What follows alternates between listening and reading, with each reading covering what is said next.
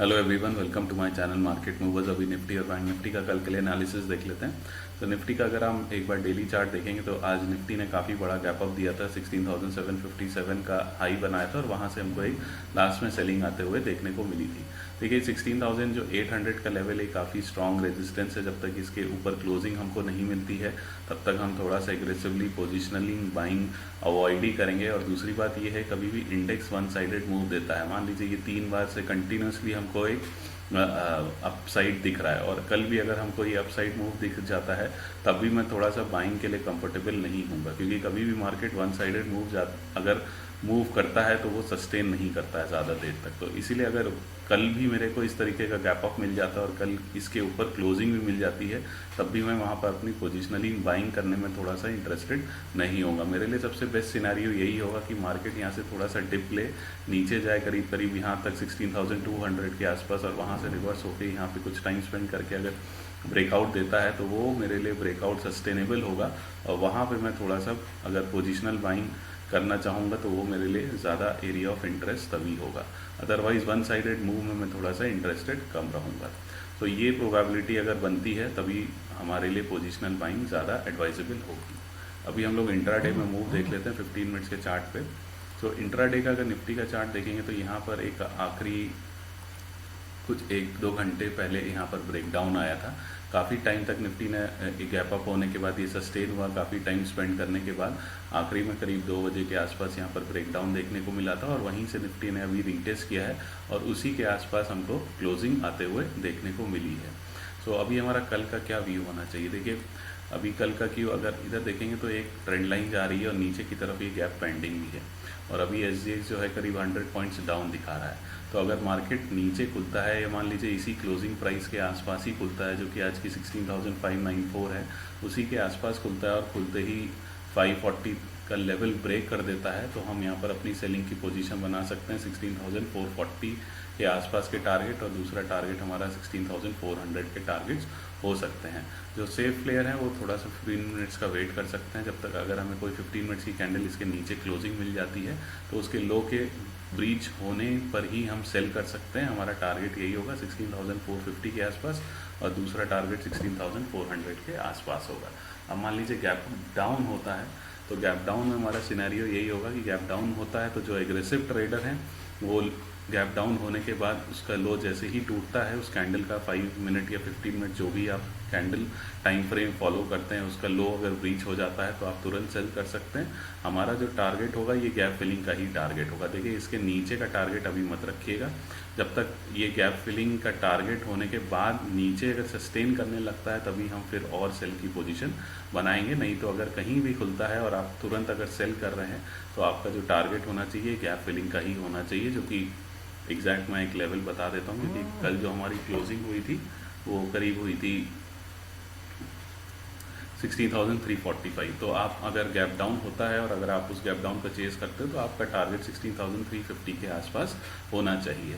जो थोड़े से सेफ प्लेयर हैं वो वेट कर सकते हैं। अगर गैप डाउन होता है तो गैप डाउन होने के बाद अगर हमें फिर से एक मान लीजिए यहाँ पे कहीं गैप डाउन होता है और गैप डाउन होने के बाद वापस इसको रीटेस्ट करता है और वहाँ पे कुछ डबल टॉप टाइप का स्ट्रक्चर बनाता है या कोई बेरिश कैंडल बनाता है, वहाँ पर आप अपनी सेलिंग की पोजीशन बना सकते हो। इसके ऊपर का आपका स्टॉप लॉस होना चाहिए।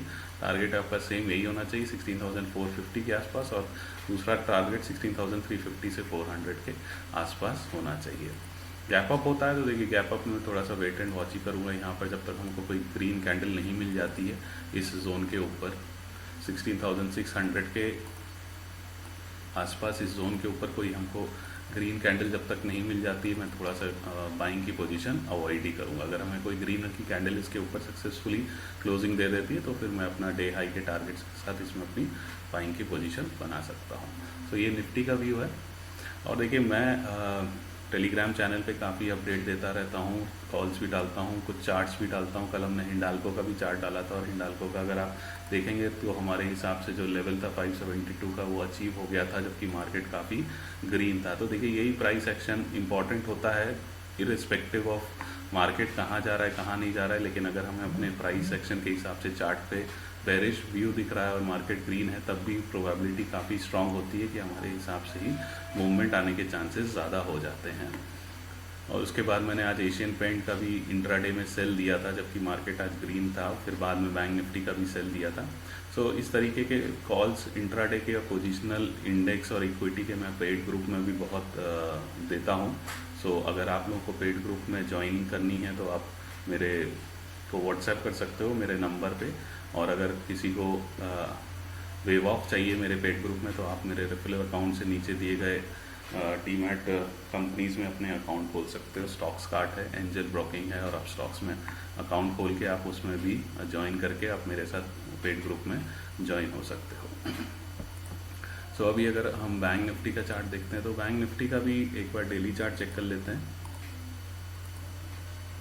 सो बैंक निफ्टी का भी डेली चार्ट अगर आप देखोगे तो यहाँ पर एक जो ब्रेकडाउन आया था 34,800 के आसपास, वहीं पर ही बैंक निफ्टी ने इसको रीटेस्ट किया और वहीं से आपको एक सेलिंग आते हुए देखने को मिली थी। सो इसका भी अगर आप देखोगे तो इसमें भी हमको इसके ऊपर जब तक कोई क्लोजिंग नहीं मिलती है तब तक हम एग्रेसिवली बाइंग की पोजीशन नहीं बनाएंगे। और एज सेड इन निफ्टी हम डायरेक्ट अगर हमें यहाँ पे क्लोजिंग मिलती है तब भी मैं थोड़ा सा बाइंग के लिए इंटरेस्टेड नहीं होगा। मेरे लिए बेटर यही होगा कुछ ये डिप दे और डिप होने के बाद यहाँ पे कुछ टाइम स्पेंड करके अगर ब्रेकआउट देता है तो वो ब्रेकआउट सस्टेनेबल होगा और उसके लिए मैं ज़्यादा इंटरेस्टेड होऊंगा अपनी बाइंग पोजिशनल बेसिस पे बनाने के लिए।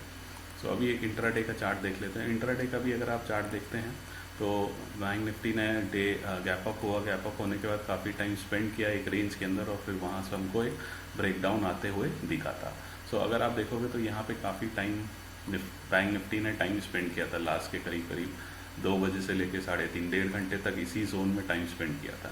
सो अगर कल बैंक निफ्टी इसी जोन के आसपास खुलता है जो कि क्लोजिंग है और खुद ही ये वाला जोन तोड़ देता है, इस कैंडल का लो अगर 34,320 के आसपास का इसको लो तोड़ देता है तो आप अपनी इसमें सेलिंग की पोजीशन बना सकते हो। पहली टारगेट आपका जो आज का डे लो है 34,200 के आसपास, और दूसरा टारगेट जो होगा वो जो गैप फिलिंग है जो आज गैप अप हुआ था वो नीचे की तरफ जो ये गैप पेंडिंग है वो आपका दूसरा टारगेट आप लेके चल सकते हो जो कि 33,815 के आसपास निकल कर आता है। अब मान लीजिए कुछ गैप अप हो जाता है तो गैप अप में अगर आपको चेस करना है, जो एग्रेसिव ट्रेडर हैं वो जैसे ही गैप डाउन होने के बाद 5 या 15 मिनट्स का जो भी टाइम फ्रेम आप यूज़ करते हैं उसका लो जैसे ही ब्रीच होता है आपका टारगेट यही गैप का होना चाहिए 33,815 का। उसके ज़्यादा का टारगेट मत रखिएगा, थोड़ा सा वेट करिएगा। अगर ये उसके नीचे सस्टेन करने लगता है या प्राइस एक्शन और बेरिश बनाता है तभी हम वहाँ से फिर से आगे के लिए सेल की पोजीशन बनाएंगे, नहीं तो आप अपना टारगेट 33,815 के आसपास ही लेकर चल सकते हैं। जो सेफ प्लेयर हैं उनके लिए बेटर सिचुएशन यही होगा कि अगर कहीं गैप डाउन खुलता है, गैप डाउन खुलने के बाद वापस ऊपर आता है, इस रेजिस्टेंस जोन के आसपास आता है या यहाँ पर कहीं पर आता है तो वहाँ पर आप फिर से अपनी एक सेल की पोजीशन प्राइस एक्शन के हिसाब से बना सकते हैं। मान लीजिए यहाँ पे कहीं आता है गैप डाउन होने के बाद इसको तोड़ देता है तो आप इसके ऊपर का स्टॉप लॉस लेके इसमें आप अपनी सेल की पोजीशन बना सकते हैं।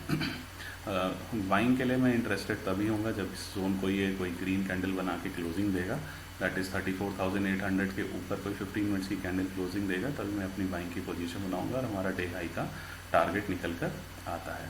तो ये मेरा बैंक निफ्टी का व्यू है। बाकी अगर किसी को भी प्राइस एक्शन की लर्निंग सीखनी है, मैं ऑनलाइन ट्रेनिंग क्लासेस भी लेता हूँ सैटरडे संडे को। कोई इंटरेस्टेड हो तो आप लोग मेरे व्हाट्सएप नंबर पर भी मैसेज करके या कॉल करके डिस्कस कर सकते हैं। सो ये मेरा वीडियो बैंक निफ्टी और निफ्टी के लिए किसी को अगर मेरा व्यू पसंद आता है, वीडियो पसंद आता है तो इसको लाइक करिए, शेयर करिए, सब्सक्राइब करिए, कमेंट करिए। Thank you so much.